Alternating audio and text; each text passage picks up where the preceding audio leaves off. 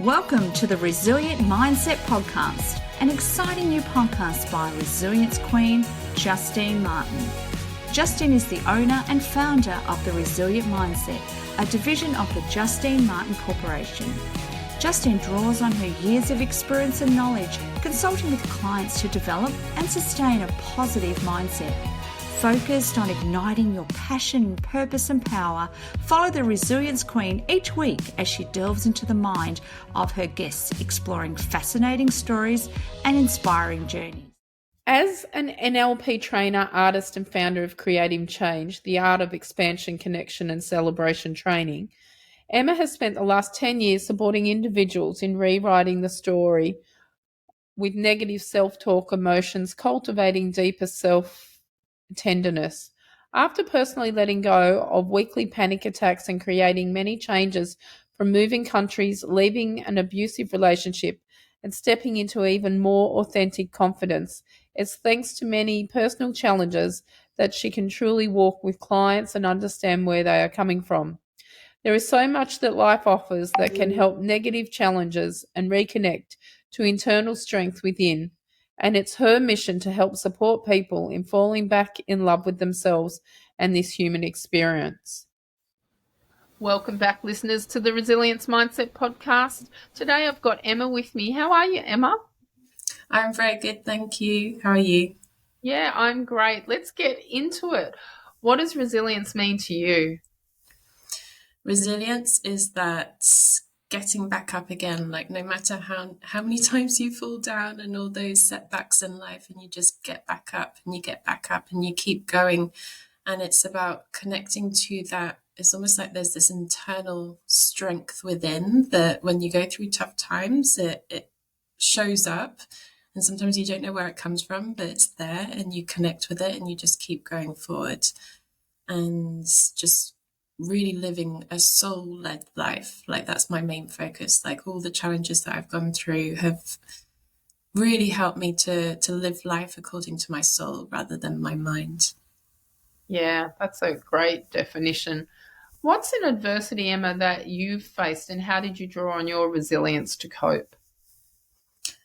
So I've been through a lot, but one of the big things that I went through is about 12 years ago, I was experiencing weekly panic attacks, and that was something that was happening on a weekly basis.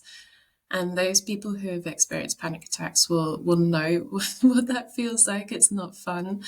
It literally feels like you're dying in those moments. Like there can be a wide variation of symptoms according to the person. I had a lot of vertigo. I had a lot of feelings I was going to faint, like sweaty palms, feeling out of breath, that I couldn't breathe, all of that. And even just going out to the shops and buying food was incredibly challenging.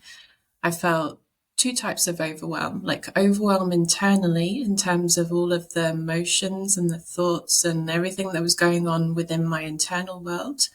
Because I just been through a really big change. So I moved country, changed jobs, ended a relationship. There was new language, like everything was new at this time. So much came up to the surface. So there's all of that. And then also there was the external overwhelm. So being in busy, crowded places, like so many sights and sounds and sensations, and being someone who's incredibly sensitive to energy and all of that it just got too much. So in that time, it was just like complete overwhelm. And this is the thing with anxiety and with panic, that it's a messenger. It's a messenger. Like sometimes people view it as the problem and something to control and fix. And it was just me really transforming my relationship with it. That was the biggest thing that helped. Though there were other things as well that really helped to come back to a sense of calm and come back to a sense of myself. And some of those things included acupuncture. So really like working with holistic practitioners who knew their stuff, and working with the body as a whole, and really looking at anything that was out of balance. Also, cutting out caffeine was another one. That was a big one, because if I was feeling all these anxious feelings, piling on a couple of espressos of coffee didn't really help at all. It just turned up the dial. And also, one of the other big things was I booked myself onto an NLP training, which then ended up with many, many years studying the mind and the emotions, and is part of what I do now. And it was understanding, like, okay, how am I contributing to this by what I've been focused on, by what I've been thinking about, by what I've been, like, what stories I've been telling myself that then contribute to feeling out of breath, or feeling like I'm going to, like, pass out, or go into a state of panic. There was a lot of wanting to avoid feeling, like, feelings and emotions. And I think that's one of the biggest keys, because this is what can happen with panic, is that there's this, is almost like it's this pressure cooker. It just builds up, builds up, builds up. And if we don't pay attention to the emotions and what we're feeling, and the things that are there, the messages that are there underlying, then it can become into this big panic attack. And it's catching it early and really listening to the body, listening to the body, listening to the inner child, because most of the time it's simply just the inner child saying, hello, remember me. Like, I have feelings, I want to express something. Or the body saying, hello, remember me, I need to rest, I need some food, I need some drink, I need some whatever it is. Self-love and some self-care. Yes, exactly. So that's a little bit about one of the biggest journeys that I've been on, though there have been many others. And yeah, as with anything, I see it as this ongoing unfolding. I mean, whilst the panic attacks are a thing of the past now, that's not something I've experienced for years. Occasionally, anxiety can pop up, just like any human being, though it's like my relationship with it has changed. It's no longer this problem that is like, oh, I need Because to get rid of it. is that, Emma, because you've now put, coping mechanisms and you've got strategies in place that you are, aware of what's happening, and you're coping better because you're looking after your self-care, and all that big package is rolled into one. Yeah. And through experiences, like noticing those times in the past where I did have those panic attacks, like tracing afterwards, like once I was out of that and I was in a state of calm, then I could look back on that and be like, okay, what can I learn from this? Like, what were the triggers? What were the things that fired that off? Like, what was the message there? What did my emotional body need? What did my physical body need? And learning from that, and then realizing that it was not this big thing that, like, I had this, I mean, at the time it felt like a big problem, but looking back, it was simply, oh, I just needed to rest, or oh, that there was something I was worried about and I didn't express it to the person that was involved, or I didn't, like, whatever level it was at. So through the experiences, that you can gain a lot of wisdom if you pay attention to it and learn from it and integrate it. Yeah. Yeah. Totally agree with that. Who are your role models in resilience? In resilience, I think I mean, so many people are, like, probably one of the biggest ones, my mother. Like, she's an incredibly strong woman, and she has overcome so many things, and she's built an incredible business and supports many people, and she works in the field of wellness as well. And she's someone who just, like, she's just like the one of the strongest women I know, that she just, like, completely, like, goes for it. Like, she always said to me when I was growing up, like, this, I mean, this sounds funny, but is one of the best pieces of advice I had was, be like a salmon. Like, wild salmon swims upstream and it does the opposite to what all the other fish do, but it does it according to its own nature and what it's meant to do. Like, it's meant to swim in that direction. That's what salmons do. They go up there, they lay the eggs, and then they go back downstream. So it's like really being true to your nature, and not really following the crowd, like just doing what is true for you, like rather than trying to always fit in. And she's always had that message and lived her life by that. Right. What are your passions in life, Emma? So I have many, as you can probably see, like painting is one of them. Behind me, I love painting. This is a big part of living a soul-led life, is really like having moments where creativity can come into that. So sometimes that's paintings. Oh, lovely. Oh, beautiful. Yes, I love it. So listeners, if you're listening to this on the podcast, you'll have to pop over to the vlogcast where you'll be able to see it. Yes.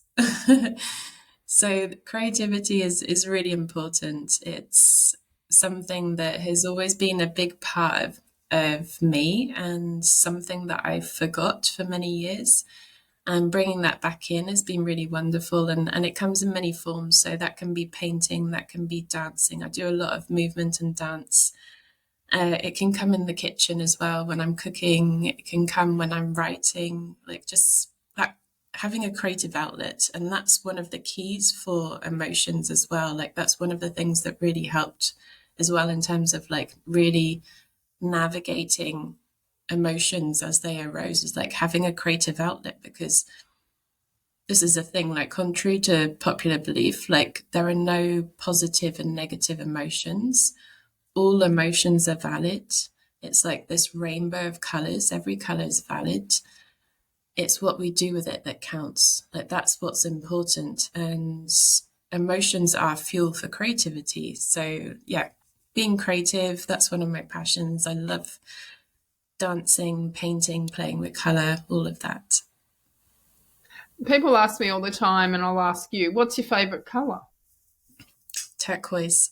See, I have more than one. Why do we have to have one favorite? I love bright, vibrant. Turquoise is one, hot pink, lime green, and a passion purple, and black as well, and gold. So I like so many colors. I painted my house all those colors. Yeah. How do you deal with cracks? Yeah, turquoise is lovely. It's for me, just one quick little thing about turquoise is that I think the reason why I feel really drawn to turquoise is that for me it's the color of heartfelt communication. So like we have, if we're looking at the chakras, the different colors of the energy system, we have green for the heart area, and then we have blue for the throat. So like the two combined is turquoise, and yeah, I love that. That's such a nice color. Predominantly, that's the outside of my Yes. house is turquoise. That it is. How do Oh, you cope lovely. with pressure? How do you cope with pressure and setbacks?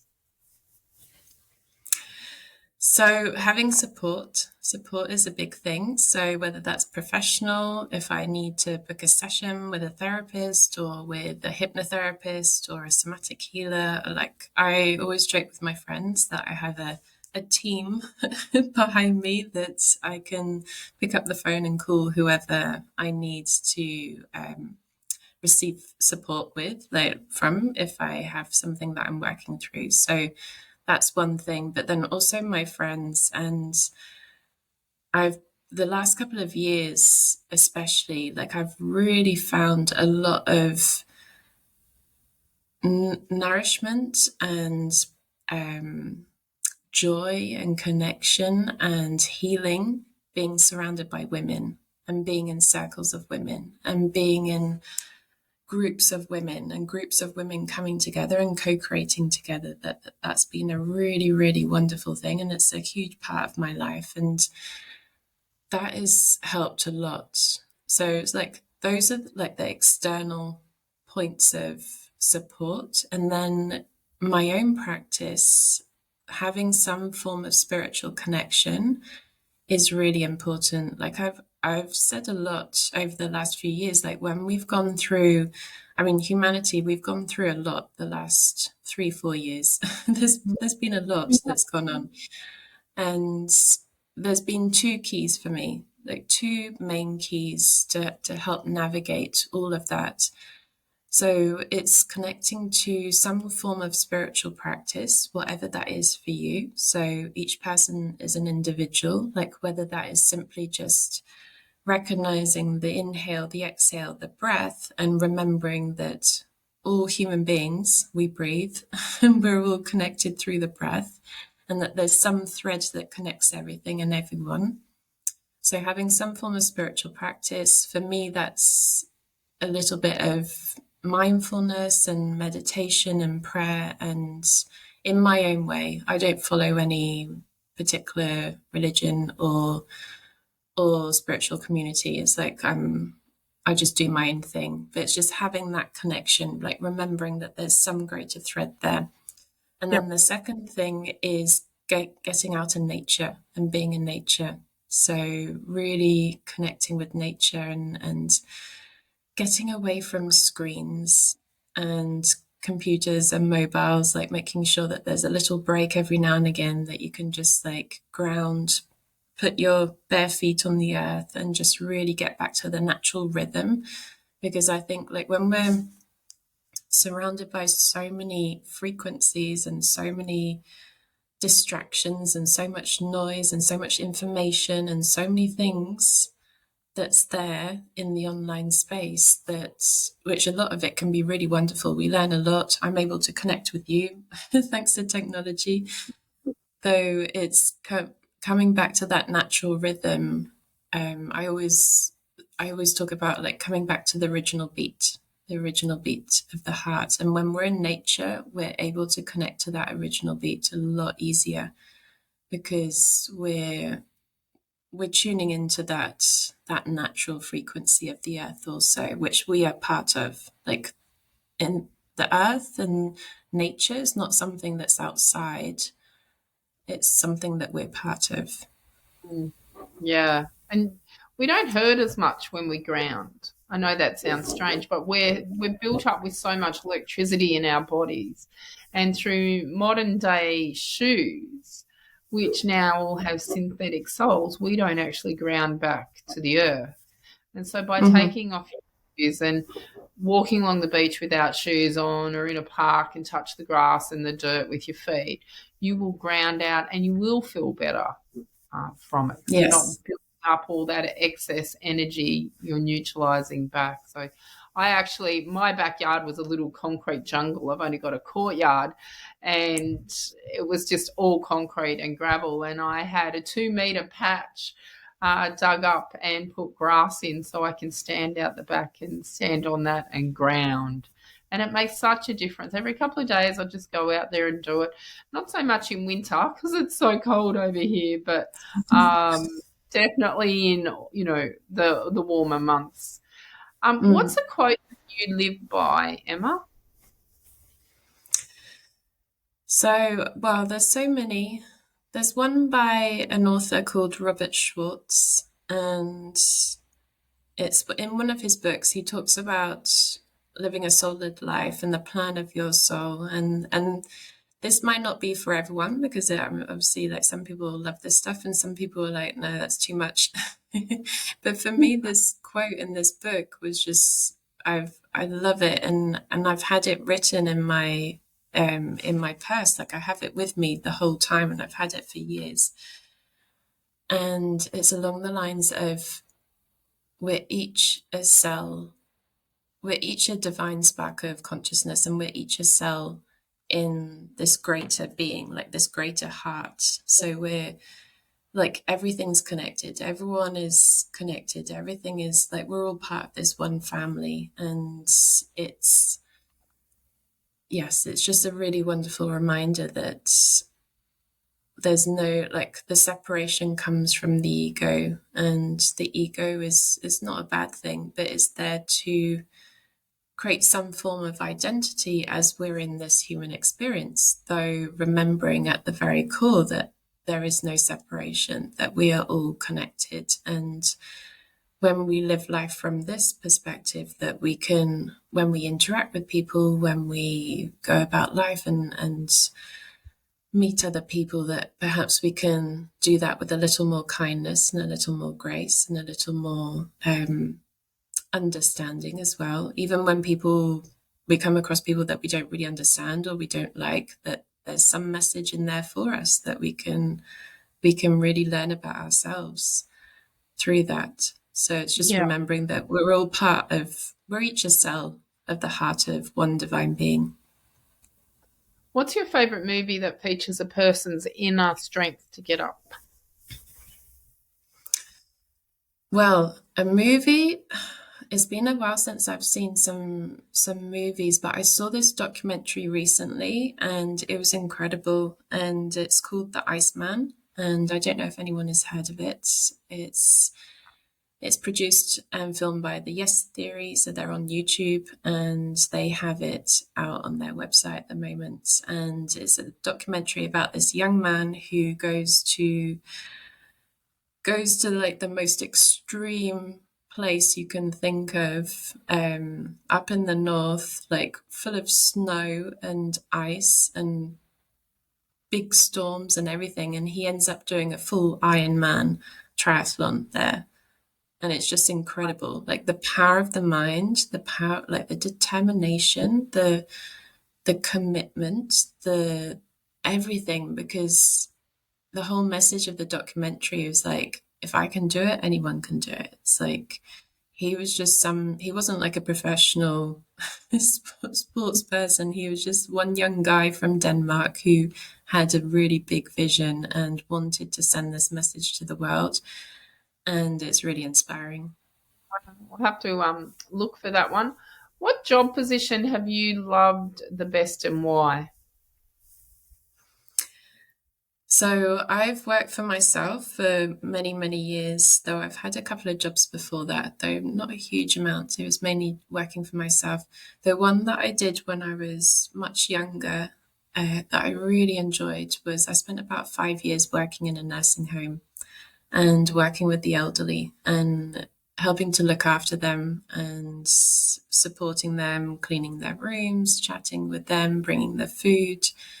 And the job was very simple, though it was the connections that's what made it special. And I learned a lot. I mean, I would hear incredible stories from these older women and men and who'd lived their lives, and they were there for the last few years of their life, and the stories that they shared. And some of them were incredibly grateful for even just like me bringing a cup of tea, and we became really Humbling. friendly. It's very humbling Yes. doing Yeah, that. it's really wonderful. And I mean, there are a lot of funny stories as well. I mean, sometimes at that age, it's almost like they return to being children again at some level. So sometimes, like some days, it will end up being like a playground, like in the living room, like one person like saying one thing to the other, and then I would have to go in and calm them all down, and everything's okay. but but it was a wonderful experience just to connect with them and to be part of that part of their life with them. What guides you to find purpose and direction? I guess it's just this inner feeling. Like I've always had this inner feeling. I don't know if it's my soul, my higher self, or like is this something just keeps me moving forward. I mean, I've been through a lot. Panic attacks was just one thing, but I've also left abusive relationship. I've also gone through many different challenges, and it's just something deep within. I can't really explain it, but something deep within just like keeps me moving forward. And it's that what's connected to that is almost this incredibly strong desire to help humanity as well, and to be part of moving humanity forward in my small little way that I can. it's just this, I can't describe it. It's just like this feeling. It's like, okay, this has happened or this is challenging, but it's like, okay, when you just have this feeling of like, this is the right thing to do. This is what I need to do. It's always like that. Maybe it's that intuitive impulse that just keeps me moving forward. And having, as I mentioned before, like having that spiritual connection really, really helps to see life through that lens. Because otherwise, if I didn't have that, I don't know if I would been able to get through half of the stuff I've been through. Yeah. You could go back and give your 18-year-old self one piece of advice. What would it be? It would be really focus on the joy, following the joy, connecting with the joy, focusing your life on what lights you up rather than what you think you should do or what you have to do or what society tells you you need to do or what other people tell you you need to do. It's like, okay, what's my joy and what lights me up? And this was a question I asked myself about 5 years ago when I was going through a tough time. And the question was, what did I love doing as a child? And that question really helped me to reconnect to that joy, like that thing that makes you feel alive. Like each person's different. For me, that's dancing and painting. Like those are the things that really, like when I'm in them, I could just be in there for hours. Like I just get lost in the dance and in the paint, and like I'm just really being in that moment. So it's connecting to that, living life according to that, and remembering that, and really like making sure that's a key a key component of how we're living life and how we're choosing to step forward each day. And of course, it doesn't mean that we get it perfect, and it doesn't mean that we do it all wonderful, and it doesn't mean that we don't make mistakes or we forget or we get lost or we get caught up in bills and to-do lists, and that's part of human life as well. It's like finding that balance and that coming back, that remembering is this is what life is about. And it's almost like life is this meditation, because in meditation you have, it's not about clearing the thoughts, it's about observing the thoughts, and then you keep coming back to the mantra or you keep coming back to the breath, and it's this returning, and it's the same, I think, with life, is that you just keep returning to the breath, returning to the life within, returning to what lights you up, returning to that joy, and as best as you can, and going from there. What's 3 books that you'd recommend to my listeners? So 3 books. I mean, obviously it depends what people are interested in. The things that I have really found interesting myself. So one of them is by Gabrielle Roth. So she was the founder of 5 Rhythms, and she has a couple of books, but one of them is really interesting, where she's really focused on the different archetypes, and then she has another one where she's focused on the main practice of 5 Rhythms. So maps of ecstasy is the first one. Like that's probably like the basic one to start with.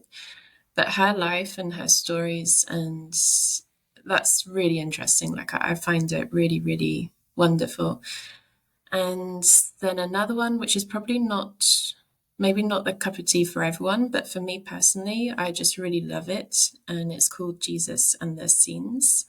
And I'm not someone who's particularly, like, I don't follow a particular religion, but I just found that book fascinating. And it really just opened my eyes to how people used to live. And it's by Dolores Cannon. So it's a channeled book that came through the hypnosis sessions that she was doing. And then aside from that, I would probably recommend one of my teacher's books, Ewan Mockery. So he has a book which is called Time, and it's all about the mind and NLP and the emotions, and really waking up to reality and life, and like how we influence so much of our experience in life. Wow, there's 3 great books there. Thank you for sharing that. What's one question you'd wish that I'd asked, and how would you have answered? So one question, I think, there's so many things. I think one thing is that sometimes there can be this tendency in the self-awareness industry to really focus on happiness and getting somewhere, and like especially in the NLP world and the coaching world, like I've been in this world for 10 years and I've seen a lot, and there's a lot of stuff I like and a lot of stuff that I really don't like. And there have been times where I've wanted to quit, and I wish that sometimes people would see like what it's really about, and the importance of the very essence of it. So sometimes there can be this misconception of NLP that it's manipulative, or it's this or that, or whatever practice. There's a lot of things said for many different practices out there. And I think the most important thing is that it's how we use it and what we do with it. And it's the same it goes with anything, even with emotions. It's like, for example, the metaphor of a hammer. Like you can have a hammer to construct a house, to build a house, or you can have a hammer to destroy a house. Like you can break a house down like with a hammer. It's what you do with that hammer that's important, and your intention behind it. So I feel that that's a really important thing to bring to people's awareness, is that sometimes there can be the tendency to generalize or to put people in boxes, or this can go with anything, though. It's just like, okay, what's behind that? What's the intention? Does this feel good for me personally? And go from there. And yeah, I just like to bring that message out there, because is all about the coming back to the heart. I just love it when there are teachers who are just so like they speak from the heart, and you can tell that they integrate what they teach, and yeah, I just love that. So now some quirky questions. If you could live anywhere in the world, where would it be? If I could live anywhere, that would be having a little house on the island of Menorca, which is a beautiful island here that we have in Spain, where I'm based. Yep. And whether I'd live there full time, I don't know, but to have a little house there that I could go, that would be nice. What was your favourite subject in school? Art. Art was my favorite. So art and design, like that was my top love. Pizza, pineapple on pizza, yes or no? I'm not like one or the other, but I tend to go with no. Okay. So Emma, where can my listeners find you online? So they can find me everywhere also on all the platforms for podcasts. I have a podcast called Creating Change with Emma Bradford, and it's little bite-sized tips. And also on YouTube as well, Emma Bradford on YouTube. And I do weekly live classes on there for free. And www.emmabradford.net is also my website, so you can find out more information there. On Instagram, Emma Bradford 5. So I'm literally everywhere. We'll put all those links in the show notes. So if you're listening today and you'd like to make contact with Emma, you can do so. So Emma, I'd like to thank you today for being on the Resilience Mindset podcast and sharing with the listeners your thoughts. Thank you so much. Thank you for what you do, also bringing these conversations to people. It's really important, and yeah, it's a pleasure to be here. Thank you. And remember, listeners, until next time, you stay resilient. Are you ready to be inspired? Get ready for the book that will touch your heart and ignite your spirit. Whispers of Resilience, Personal Stories of Living with MS is now available for purchase. Have you ever wanted to peek into the lives of individuals who have triumphed over adversity? Look no further. This highly anticipated anthology brings together a group of exceptionally talented authors all living with multiple sclerosis, who share their personal journeys with unyielding honesty and vulnerability. At www.resiliencemindset.com.au, you can now secure your copy of this remarkable book that captures the essence of resilience, hope, and the power of the human spirit. Dive into the stories that will captivate your imagination and open your heart to the triumphs and challenges faced by these courageous individuals. With each turn of the page, you'll witness the unbreakable spirit of these authors, as they navigate the unpredictable terrain of mis. Their words will inspire you, uplift you, and remind you of the incredible strength that lies within. Visit www.resiliencemindset.com.au now and embark on a transformative journey through the pages of Whispers of Resilience. Get your copy today.